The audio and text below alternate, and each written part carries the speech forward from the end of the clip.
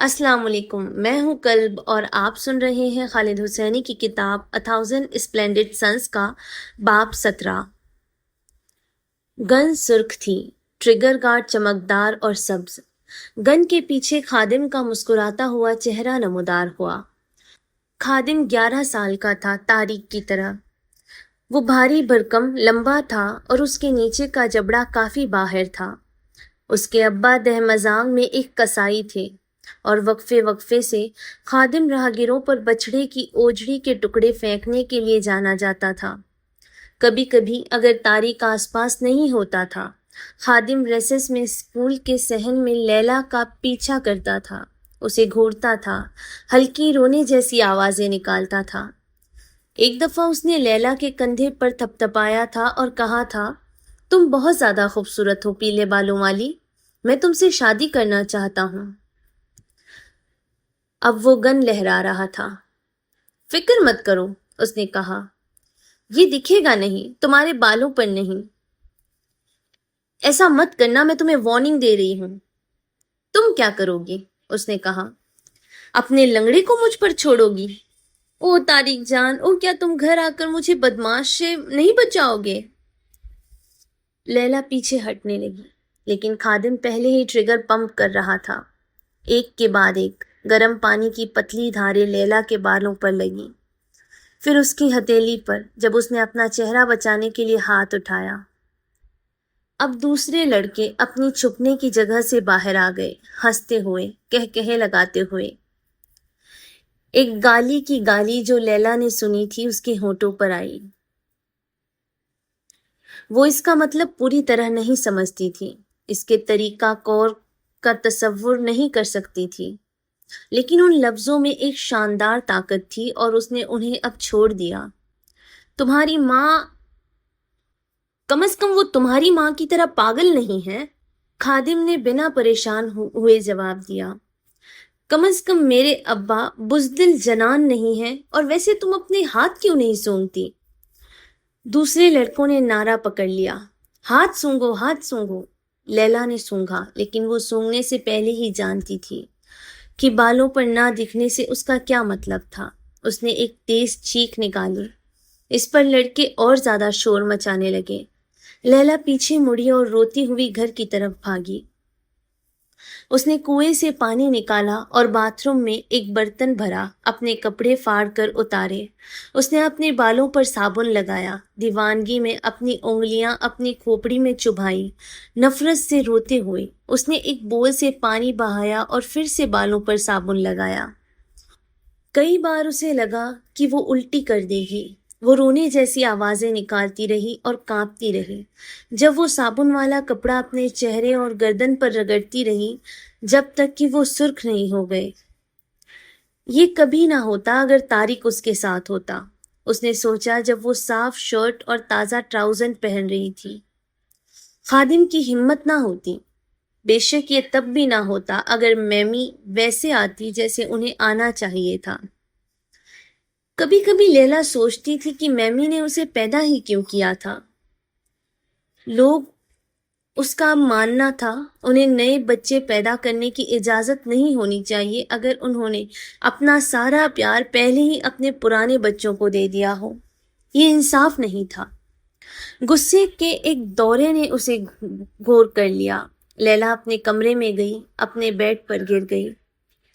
جب اس کا بدترین حصہ گزر گیا، وہ ہال وے کے پار میمی کے دروازے پر گئی اور دستک دی۔ جب وہ چھوٹی تھی، لیلا گھنٹوں اس دروازے کے باہر بیٹھا کرتی تھی۔ وہ اس پر تھپتھپاتی تھی اور دھیرج سے میمی کے نام بار بار دہراتی تھی، جیسے کوئی جادوئی منتر ہو جو کسی جادو کو توڑنے کے لیے ہو۔ میمی، میمی، لیکن میمی نے کبھی دروازہ نہیں کھولا۔ انہوں نے اب بھی نہیں کھولا۔ لیلا نے نوب گھمایا اور اندر چلی گئی۔ کبھی کبھی میمی کے اچھے دن ہوتے تھے۔ وہ چمکدار آنکھوں اور کھیلنے کے موڈ میں بیڈ سے اٹھ کھڑی ہوتی، لٹکا ہوا نیچے کا ہونٹ مسکراہٹ میں اوپر کھنچ جاتا۔ وہ نہاتی، وہ صاف کپڑے پہنتی اور مسکارا لگاتی۔ وہ لیلا کو اپنے بال برش کرنے دیتی، جو لیلا کو کرنا بہت پسند تھا، اور اپنی کان کی بالیاں پہناتی تھی۔ وہ اکٹھے منڈیل بازار شاپنگ کے لیے جاتے تھے۔ لیلا ان سے سنیکس اور لیڈرز کھلواتی تھی اور وہ ڈارک چاکلیٹ کے ٹکڑے کھاتے تھے۔ ان چند چیزوں میں سے ایک جو ان دونوں کو پسند تھی۔ لیلا کا میمی کے اچھے دنوں کا سب سے پسندیدہ حصہ وہ ہوتا تھا جب بابی گھر آتے تھے، جب وہ اور میمی بورڈ سے اوپر دیکھتے اور انہیں دیکھ کر برے دانتوں کے ساتھ مسکراتے تھے۔ سکون کا ایک جھونکا تب کمرے سے گزرتا تھا اور لیلا کو اس نرمی، اس رومانس کی ایک لمحاتی جھلک ملتی جس نے کبھی ان کے ماں باپ کو جوڑا تھا، جب یہ گھر بھرا ہوا، شور والا اور خوش خرم ہوتا تھا۔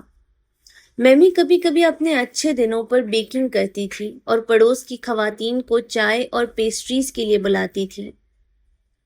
لیلا کو بول صاف چاٹنے کو ملتے تھے جب میمی کپس، نیپکنس اور اچھی پلیٹ سے ٹیبل سجاتی تھی۔ بعد میں لیلا لیونگ روم کی ٹیبل پر اپنی جگہ لیتی اور گفتگو میں شامل ہونے کی کوشش کرتی، جب خواتین دھوم دھام سے باتیں کرتی، چائے پیتی اور میمی کی بیکنگ کی تعریف کرتی۔ اگرچہ اس کے پاس کہنے کو زیادہ کچھ نہیں ہوتا تھا، لیلا کو بیٹھنا اور سننا پسند تھا، کیونکہ ان محفلوں میں اسے ایک نایاب خوشی ملتی تھی۔ اسے میمی کو بابی کے بارے میں محبت سے بات کرتے سننے کا موقع ملتا تھا۔ وہ کتنے اعلیٰ درجے کے استاد تھے، میمی کہتی تھی۔ ان کے اسٹوڈنٹس ان سے محبت کرتے تھے، اور صرف اس لیے نہیں کہ وہ انہیں دوسرے ٹیچرز کی طرح رولر سے نہیں مارتے تھے، وہ ان کی عزت کرتے تھے۔ تم دیکھو، کیونکہ وہ ان کی عزت کرتے تھے، وہ شاندار تھے۔ میمی کو یہ کہانی سنانا بہت پسند تھا کہ انہوں نے انہیں کیسے پرپوز کیا تھا۔ میں 16 سال کی تھی اور وہ 19 سال کے تھے۔ ہماری فیملیز پنجشیر میں ایک دوسرے کے گھر کے ساتھ رہتی تھی۔ مجھے ان پر کرش تھا ہمشیراز۔ میں ہمارے گھروں کے درمیان دیوار فاندتی تھی اور ہم ان کے ابا کے باغ میں کھیلتے تھے۔ حاکم ہمیشہ ڈرتا تھا کہ ہم پکڑے جائیں گے اور میرے ابا اسے تھپڑ ماریں گے۔ تمہارے ابا مجھے تھپڑ ماریں گے، وہ ہمیشہ کہتا تھا۔ وہ بہت محتاط، بہت سیریس تھا تب بھی۔ اور پھر ایک دن میں نے کہا کزن، کیا ارادہ ہے؟ تم میرا ہاتھ مانگنے والے ہو یا مجھے تمہارے پاس خستے گری آنا پڑے گا؟ میں نے بالکل ایسا ہی کہا۔ تمہیں اس کا چہرہ دیکھنا چاہیے تھا۔ میمی اپنی ہتھیلیاں آپس میں مارتی جب خواتین اور لیلا ہنستے تھے۔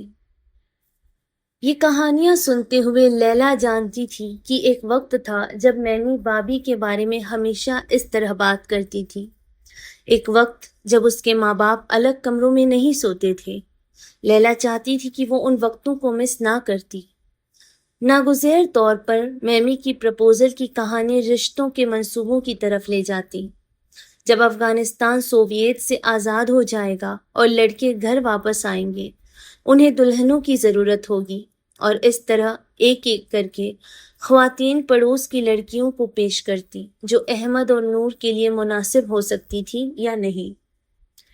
لیلا ہمیشہ خود کو الگ تھلگ محسوس کرتی جب بات اس کے بھائیوں کی طرف مڑتی، جیسے خواتین کسی ایسی پسندیدہ فلم پر بات کر رہی ہوں جو صرف اس نے نہ دیکھی ہو۔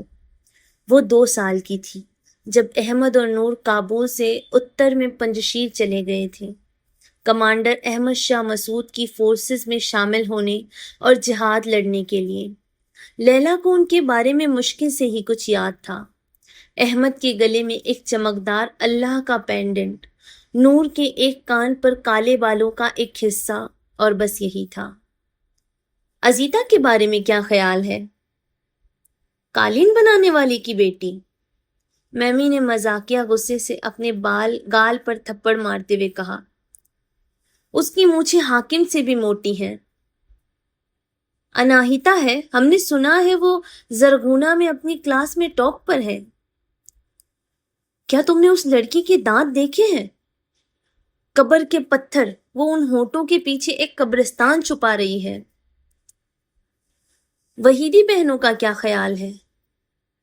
وہ 2 بونی؟ نہیں نہیں نہیں، او نہیں، میرے بیٹوں کے لیے نہیں، میرے سلطانوں کے لیے نہیں، وہ اس سے بہتر کے حقدار ہیں۔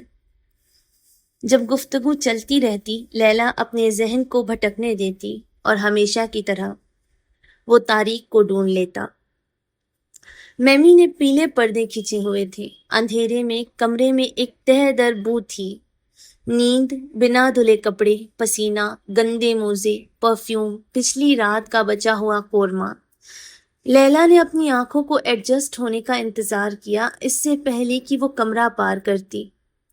پھر بھی اس کے پاؤں ان کپڑوں میں الجھ گئے جو فرش پر بکھرے ہوئے تھے۔ لیلا نے پردے کھول دیے۔ بیڈ کے پاؤں کی طرف ایک پرانی میٹل کی فولڈنگ چیئر تھی۔ لیلا اس پر بیٹھ گئی اور اپنی نا حرکت کرنے والی بلینکٹس میں لپٹی ہوئی ماں کو دیکھنے لگی۔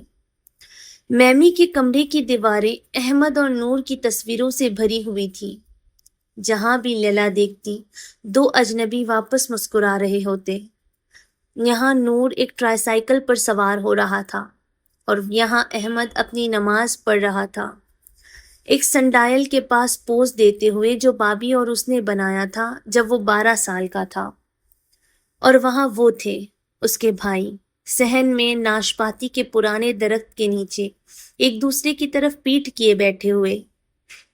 میمی کے بیڈ کے نیچے لیلا احمد کے جوتے کے ڈبے کا کونا باہر نکلا ہوا دیکھ سکتی تھی۔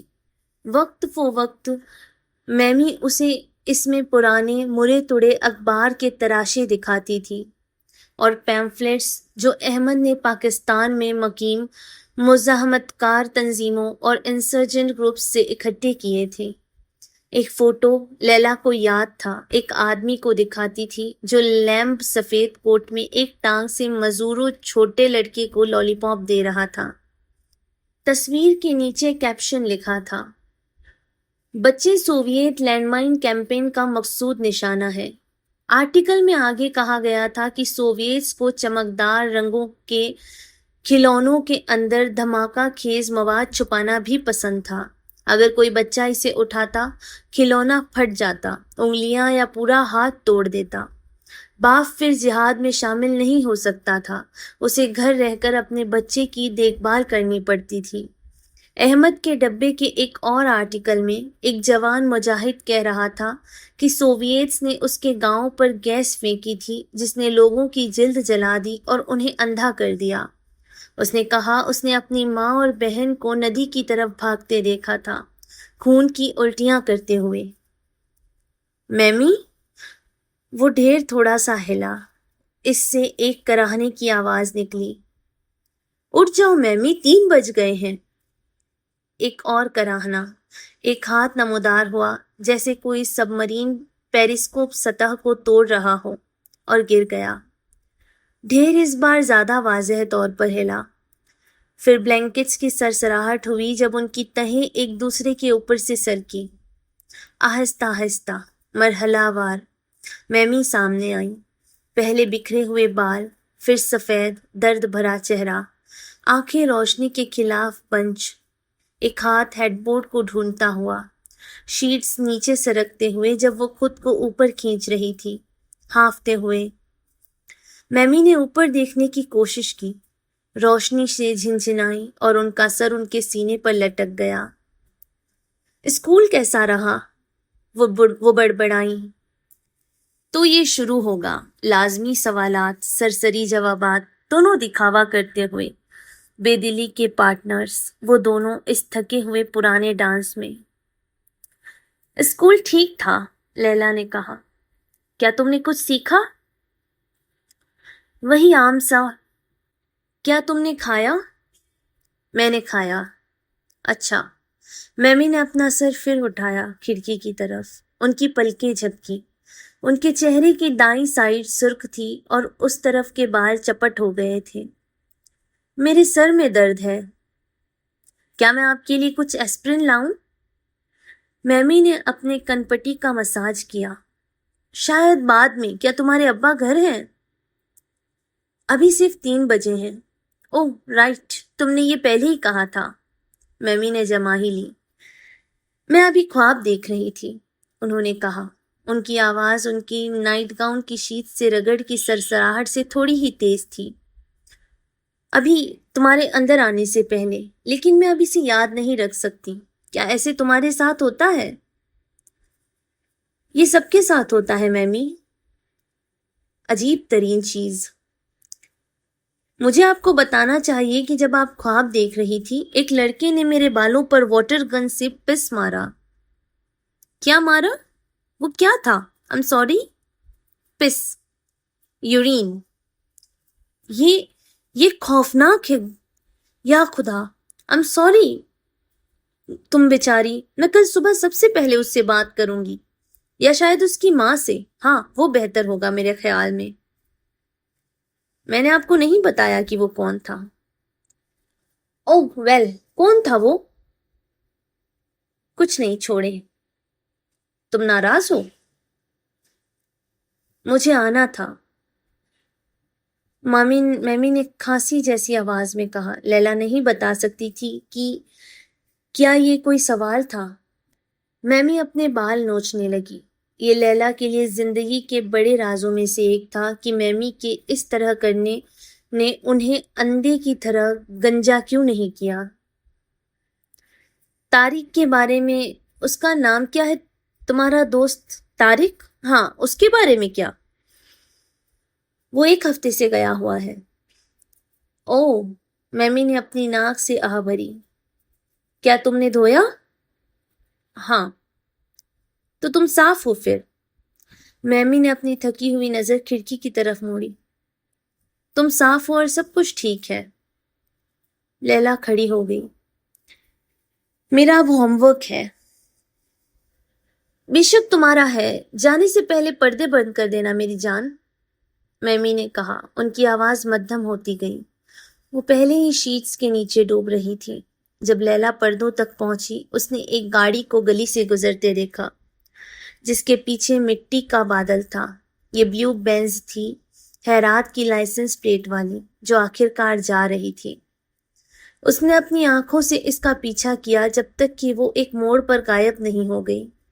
اس کی پیچھے کی کھڑکی دھوپ میں چمک رہی تھی.